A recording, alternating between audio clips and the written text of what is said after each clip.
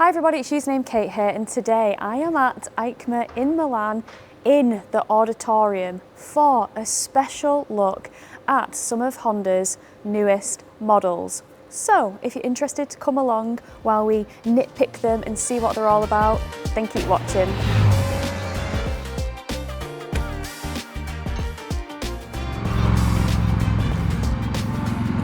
So, we've all seen this in the press, in the likes of MCN, but today we get up close and personal with Honda's CB1000F. Now, if you like your modern classics or modern retros, you are in for a treat with this bike.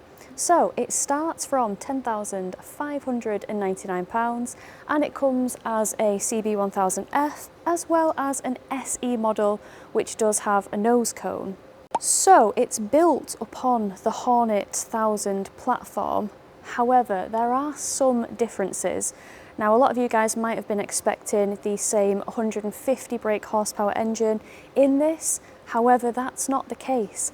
This bike produces 123 brake horsepower.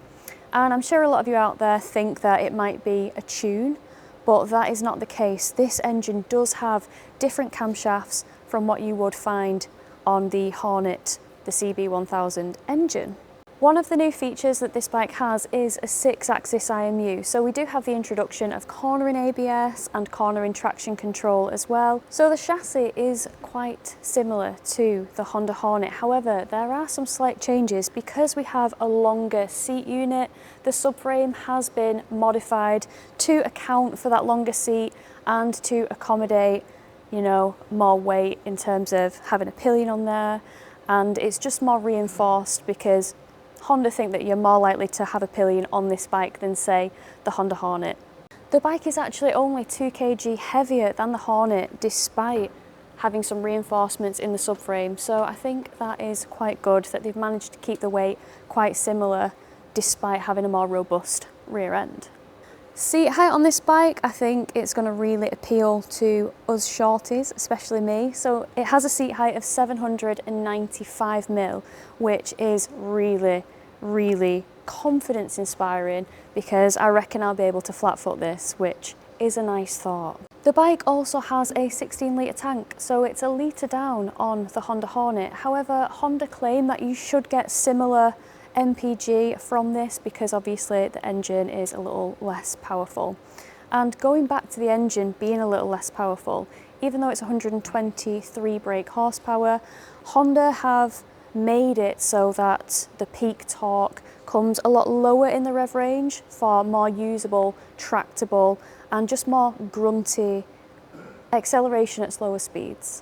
Other similarities that the CB1000F has with the Honda Hornet, we've got the same showa suspension and we have the Nissin 4-piston radially mounted calipers off the base Honda Hornet. I guess one thing that might annoy the purists a little bit who really love the CB1300 Super 4 is this does come with a monoshock, so it has deviated away from the twin shocks at the rear.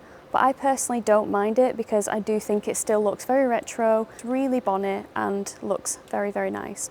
Guys, what do you think about this bike? Do you like it? I think it's going to compete against Kawasaki's Z900 RS for sure, especially in the looks department and especially this one with the nose cone. So I'm very interested to hear your thoughts. Right, let's have a look at what I think is the main event.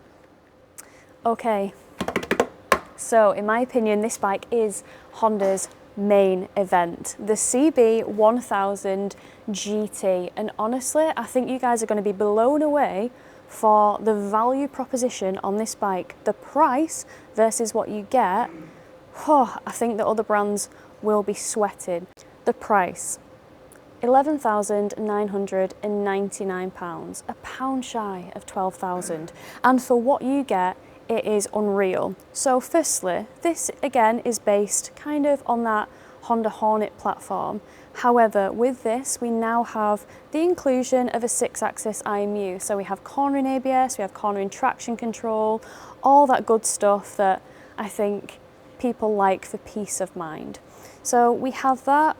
We have things that you would want from a sports tourer or a long-legged tourer.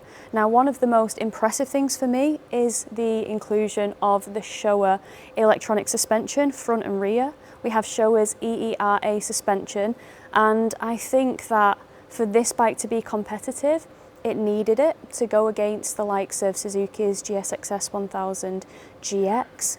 This bike comes with panniers as standard, so you don't have to spend money and time getting these panniers in, they just come on the bike. We've got heated grips, we've got cruise control, we've got handguards, we've got a centre stand, we've got a quick shifter and auto blipper as standard.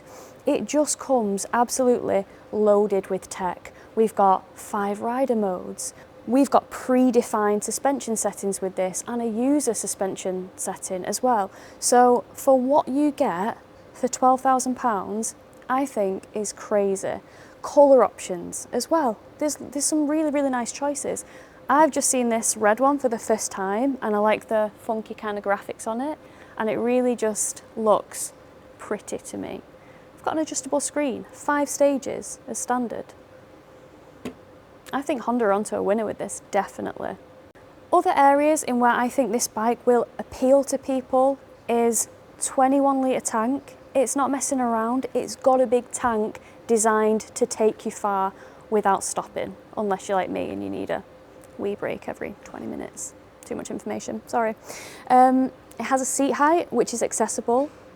825, so it's definitely better for shorter riders like myself. These kind of long-legged tourers are usually around 845, 850 mil, so for the likes of me, it would just mean that I feel more comfortable riding this bike. I can put feet down and not worry, you know, about the bike or the weight, which for that matter is 229 kilograms.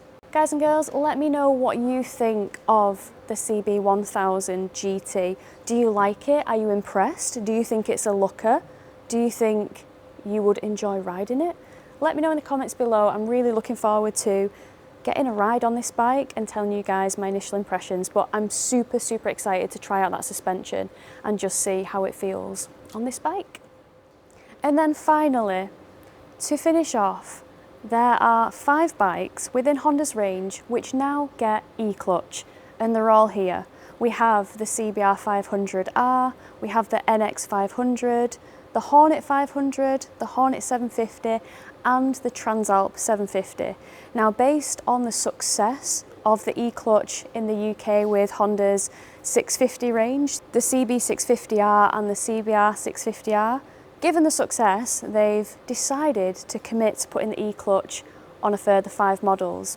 Now, I asked Honda, will it be an option? Will you be able to get an e-clutch and a non-e-clutch?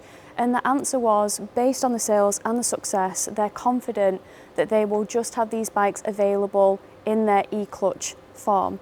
And for all you purists out there that might be rolling your eyes thinking, I don't want e-clutch, you can ride these bikes in manual mode, so you still have the clutch, you still shift with your feet, and it feels like just a normal bike with a quick shifter, except one that is super smooth and doesn't rely on sort of throttle angle position to dictate kind of when that quick shifter comes in, so it's always silky smooth all the time. But yeah, I think that's super exciting news from Honda, and yeah, I'm looking forward to testing the e-clutch on all of these bikes. I'm just greedy. Of course, Honda have other exciting things here, such as their new electric bike, the WN7, and I know you guys are all excited to hear about the new V3 engine as well. So Honda do have other things going on, but I can only absorb so much in this little brain of mine. So these are the bikes that I'm most excited about, which I thought I'd share with you.